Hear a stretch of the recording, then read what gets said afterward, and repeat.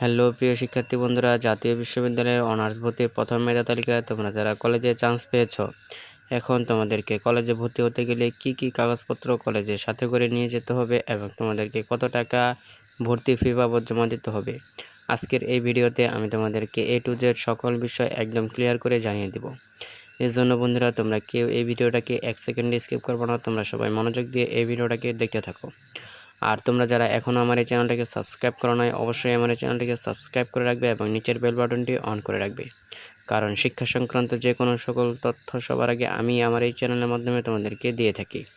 তো চলো বন্ধুরা, বেশি কথা না বাড়িয়ে আজকের এই ভিডিওর মূল টপিকটায় ফিরে যাক।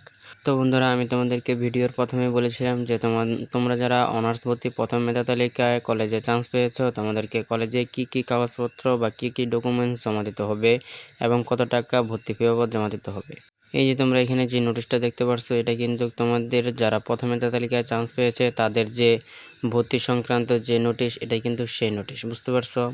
এখন হচ্ছে মূল কথা, যে তোমরা যারা প্রথম মেধা তালিকায় চান্স পেয়েছো, এখন তাহলে তোমাদেরকে কি কি কাগজপত্র সেই কলেজে জমা দিতে হবে যেই কলেজে তুমি চান্স পেয়েছো।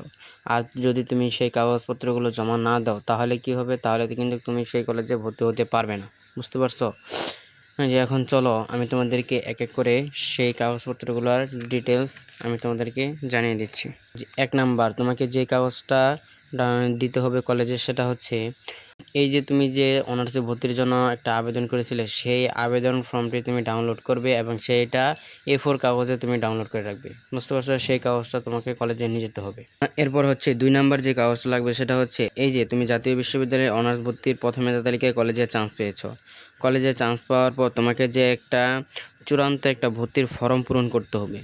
এই ভর্তির ফর্মটা তোমাকে A4 কাগজে কিন্তু প্রিন্ট আউট করে বের করে দিতে হবে। একটা হচ্ছে কলেজ কপি, একটা থাকবে স্টুডেন্ট কপি, বুঝতে পারছো। এই 2টা কপি কিন্তু তোমাদেরকে ডাউনলোড করতে হবে এবং এই কাগজপত্রগুলো কিন্তু তোমাকে কলেজে নিয়ে যেতে হবে। এরপর 3 নাম্বার যে কাগজটা লাগবে সেটা হচ্ছে, এই যে তুমি যেই কলেজে চান্স পেয়েছো, অনার্সে ভর্তি পরীক্ষা দিয়ে তুমি যেই কলেজে চান্স পেয়েছো, সেই কলেজে কিন্তু একটা নিজস্ব একটা ভর্তি ফর্ম থাকে। সেই ফর্মটা কিন্তু তোমাকে পূরণ করতে হবে এবং সেই ফর্মটা কিন্তু তোমাকে কলেজে জমা দিতে হবে, বুঝতে পারছো।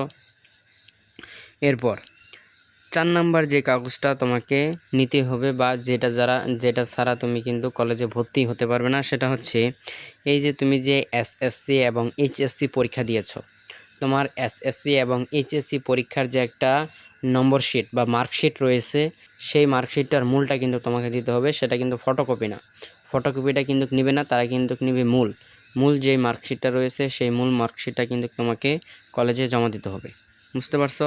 এরপর কিন্তু তোমাকে ওই যে তুমি যে এসএসসি এবং এইচএসসির যে সার্টিফিকেট রয়েছে না, সেই সার্টিফিকেটগুলো কিন্তু তোমাকে কলেজে জমা দিতে হবে ফটোকপি। 2 সেট করে ফটোকপি তোমাকে কিন্তু সেই কলেজে জমা দিতে হবে। আর এরপর হচ্ছে, যাদের এইচএসসির সার্টিফিকেট নেই, কারণ তুমি তো এইচএসসিতে এইমাত্র উত্তীর্ণ হয়েছো, বছরখানেক হয়েছে, তোমার তো এখনও এইচএসসির যে সার্টিফিকেটটা, সেই সার্টিফিকেট তৈরি হয়নি। এজন্য তুমি কি করবে, তোমার এইচএসসির যে মূল যে তোমার যে এইচএসসি তুমি যেই কলেজে পড়েছো, সেই কলেজে গিয়ে তুমি একটা প্রশংসাপত্র কলেজ থেকে নিয়ে আসবে। এই প্রশংসাপত্রটা কিন্তু তোমাকে, তুমি যেই কলেজে অনার্সে ভর্তির জন্য আবেদন করেছো এবং চান্স পেয়েছো, সেই কলেজে কিন্তু তোমাকে সেই প্রশংসাপত্রটা কলেজে জমা দিতে হবে, বুঝতে পারছো। এরপর তোমাকে যে কাগজটা নিতে হবে সেটা হচ্ছে, ওই যে তুমি যে অনার্সে ভর্তি পরীক্ষা দেওয়ার জন্য একটা অ্যাডমিট কার্ড ডাউনলোড করেছিলে, মনে আছে তুমি যে একটা অ্যাডমিট কার্ড ডাউনলোড করেছিলে, সেই অ্যাডমিট কার্ডটাও তোমাকে সাথে করে কিন্তু কলেজে নিয়ে যেতে হবে, বুঝতে পারছো। এরপর তোমার যে এনআইডি কার্ড রয়েছে, তোমার সেই এনআইডি কার্ডের ফটোকপি কিন্তু তোমাকে কলেজে নিয়ে যেতে হবে, বুঝতে পারছো। তোমার এনআইডি কার্ডের ফটোকপি তুমি কলেজে নিয়ে যাবা। আর তোমাদের যাদের এনআইডি কার্ড থাকবে না, বুঝতে পারছো, তোমাদের যাদের এনআইডি কার্ড হয়নি, তোমরা কি করবা, তোমাদের যাদের এনআইডি কার্ড হয়নি তোমরা কি করবা, তোমাদের যেটা করতে হবে সেটা হচ্ছে, তোমাদের যে জন্ম নিবন্ধন কার্ডটা রয়েছে, তোমার সেই জন্ম নিবন্ধন কার্ডের একটা ফটোকপি কিন্তু তুমি নিয়ে যাবা, বুঝতে পারছো। তোমার যেহেতু এনআইডি কার্ড নেই, তোমার জন্ম নিবন্ধন কার্ডের ফটোকপি হলেই কিন্তু তোমার হবে, বুঝতে পারছো।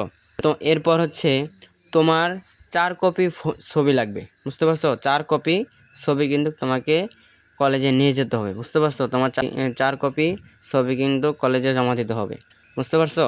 এখন মূল যে বিষয়টা সেটা হচ্ছে তোমরা যে কলেজে চান্স পেয়েছো সেই কলেজে তোমাকে কত টাকা ভর্তি ফি বাবদ জমা দিতে হবে। এটা কিন্তু পর্যায়ভেদে কিন্তু আলাদা আলাদা হয়ে থাকে এই ভর্তি ফির টাকাটা। বিভাগীয় পর্যায়ে যারা সরকারি কলেজে ভর্তি হবে তাদের কাছ থেকে কিন্তু 6,000 থেকে 8,000 টাকা কিন্তু ভর্তি ফি বাবদ সরকারি কলেজগুলো নিয়ে যাবে। এরপর হচ্ছে যারা জেলা পর্যায়ে সরকারি কলেজগুলোতে ভর্তি হবে তাদের কাছ থেকে কিন্তু 5,000 থেকে 7,000 টাকা পর্যন্ত ভর্তি ফি কিন্তু নিবে কলেজগুলো। এরপর যারা উপজেলা পর্যায়ে সরকারি কলেজগুলোতে ভর্তি হবে তাদের কাছ থেকে কিন্তু 4,000 থেকে 6,000 টাকা পর্যন্ত কিন্তু কলেজগুলো ভর্তি ফি নিয়ে থাকে, বুঝতে পারছো? তো বন্ধুরা, এই হচ্ছে আজকের এই ভিডিওটা তোমাদের কাছে কেমন লেগেছে? যদি ভিডিওটা ভালো লেগে থাকে তাহলে অবশ্যই এই ভিডিওতে একটা লাইক, একটা কমেন্ট এবং এই ভিডিওটা বেশি বেশি করে শেয়ার করে দিবে তোমার অপর বন্ধু বান্ধবের কাছে, যেন তারাও এই ভিডিওটা বেশি বেশি করে দেখতে পারে। দেখা হবে পরবর্তী কোনো ইনফরমেটিভ ভিডিওতে। আল্লাহ হাফেজ।